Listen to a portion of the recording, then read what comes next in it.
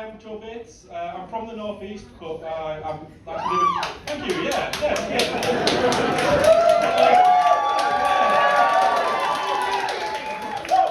You fucking Harrogate bastard.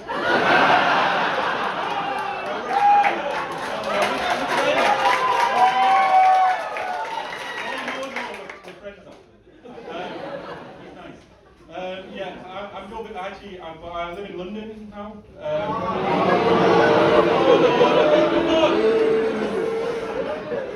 Harrogate's too expensive. I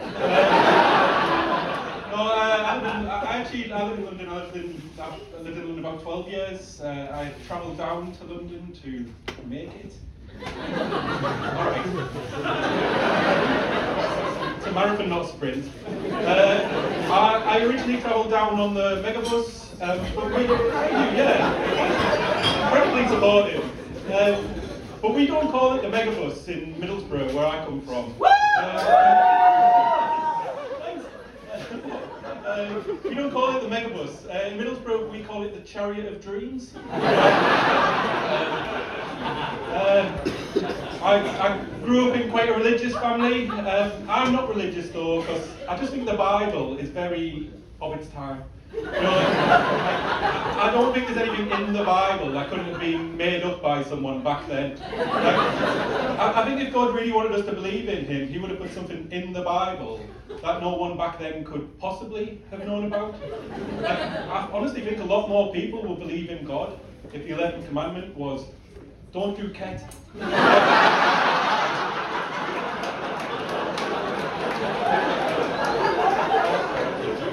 Or something like, no puppers on the Sabbath.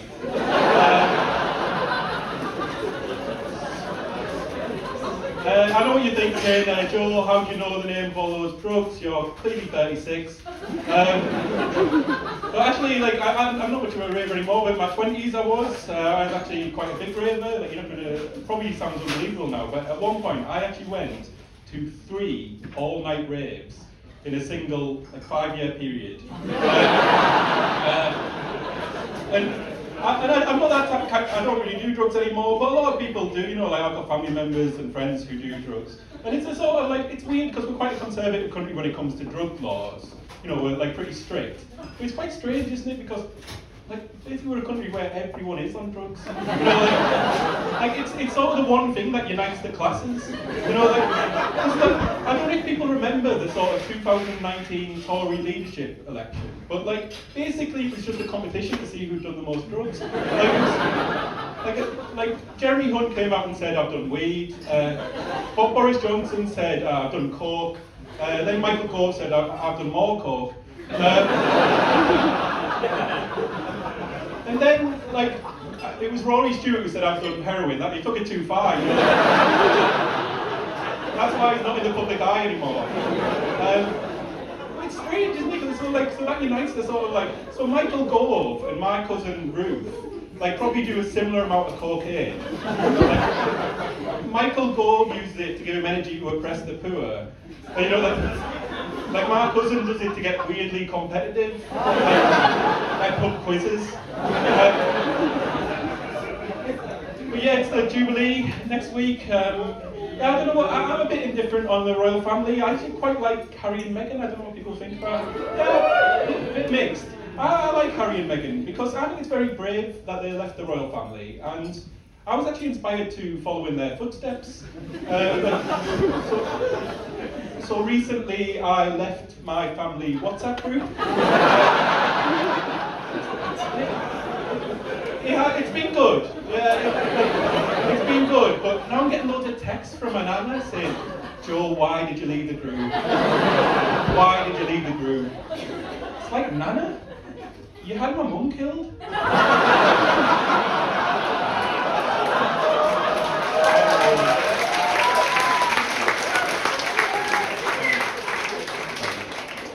God bless them. It's been a rough couple of years, quite a bleak couple of years. Last year I said I wanted to get myself sorted, at the beginning of the year I said I'm going to give up alcohol. But a pandemic is not the time to be giving up alcohol, is it? I managed about 12 days, but they weren't consecutive. I was doing about one a month. So this year I've tried something different. I didn't give up alcohol, but I have taken up antidepressants. And the reason for that is because the world is seeming very bleak at the moment, isn't it? And I started taking antidepressants just to check. You know, double check if things really were bleak, or if I just had a medical problem. And having been on them for about 6 months, I've actually realised things are that bleak. But now I don't care anymore. I'm feeling really positive about things. Feeling really positive about things like the rise of the far right and global warming. To be honest, I think those two things are going to sort each other out. Because when you look at it, most members of the far right are white people with short hair. And I know from personal experience that is a group very vulnerable to sunstroke. I think global warming's going to take them out pretty soon. Feeling a bit more positive about politics. I was a bit depressed about politics because I actually spent the last election canvassing for the Labour Party. You know, like sort of knocking on doors, giving out leaflets. I'm a really good person. And I get that from my family. All my family very Labour. Like my nana used to hate Boris Johnson so much, she would just turn the TV off as soon as he appeared on the screen. Yeah, it's nice, but like over the last couple of years, her eyesight's got quite bad. So she now turns the TV off when any white man appears on the screen. Doesn't mean she doesn't get to see much telly. But on the plus side, it does make her seem like the most woke person in that care home. It's another daft joke, like, because in reality, like, my nana is not woke at all. My nana is literally the opposite of woke. She's dead.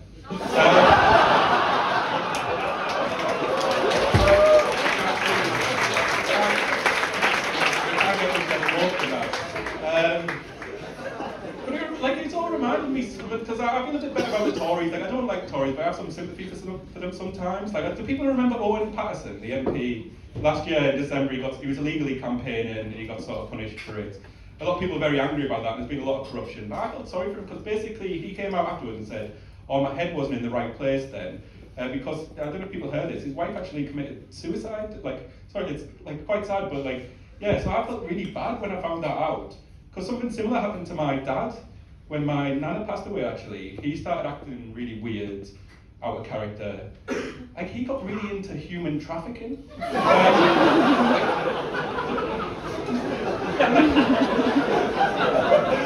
He'd never done that before.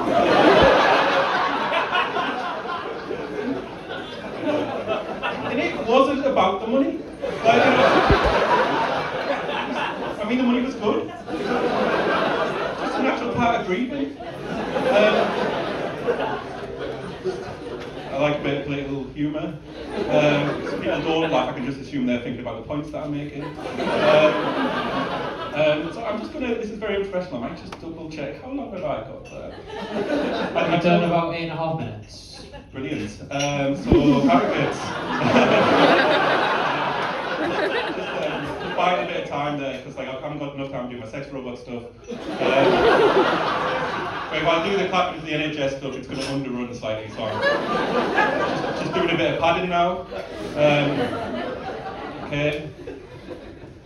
Okay then. So basically,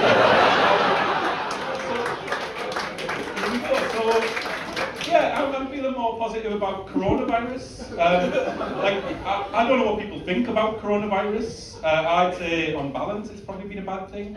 But there's been some good stuff as well, particularly in that first year. There was a lot of community solidarity, clapping to the NHS. I don't know what people think about that. I thought it was quite nice. I didn't do it myself though, because I didn't think it was working. When you look back at when we were clapping for the NHS every Thursday in that first year, there were so many people dying.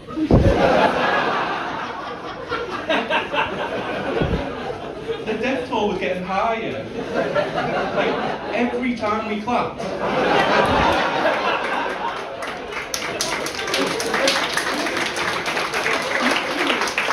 I mean, you look at literally as soon as we stopped, things started to improve. I think it's very clear when you analyse the data. What's happened to the doctors and nurses?